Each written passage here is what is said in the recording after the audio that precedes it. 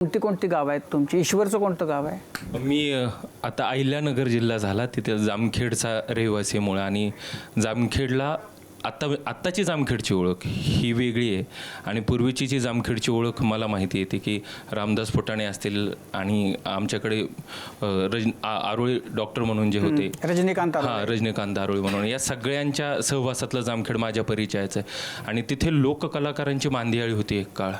लावणीपासून शाहिरी करणाऱ्यांपर्यंत, जागरण गोंधळ करणाऱ्यापर्यंत, वाघ्यामरुळी सादर करणाऱ्यांपर्यंत त्या जामखेडच्या वातावरणात मीच अशा पार्श्वभूमीतून येतो की या सगळ्या लोककलावंतांचा सहवास मला लाभलेला होता आणि त्यांना पाहता पाहता ते रुजलं होतं की या गोष्टी अशा अशा प्रकारे सादर केल्या जातात आणि मी ते निर्मळपणानं पाहिलेलं होतं, जे निर्मळ सादरीकरण होतं. त्याच्यामुळे मला जामखेडचा खूप जास्त वारसा आहे या सगळ्या शो पाठीमागे म्हटलं तर. माझं मूळ गाव तसं पुण्यातलं सासवड, दिवे घाटाचे इथलं सासवड आहे. दिवेमध्ये राऊतवाडी आमची, तसं आमचं मूळ गाव.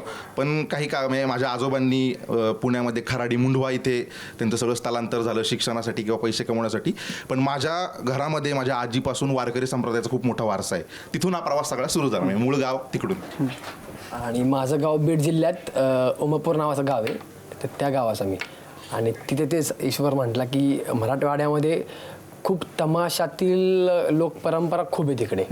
खूप फळं ही मराठवाड्यातून इकडे आलेली आहेत. तर ते आजूबाजूला माझं सगळं वातावरण, फक्त मला परंपरा कुठलीच नाही आहे. म्हणजे आमच्या घरात मी पहिला आहे की जो म्युझिकमध्ये काहीतरी करते, बाकी कोणीच हे नाही आहे. आणि ते आजूबाजूच्या भजन वगैरे गावात त्या परंपरा असतेच, तर तेच ऐकून मी लोककलेमध्ये आलो. अच्छा.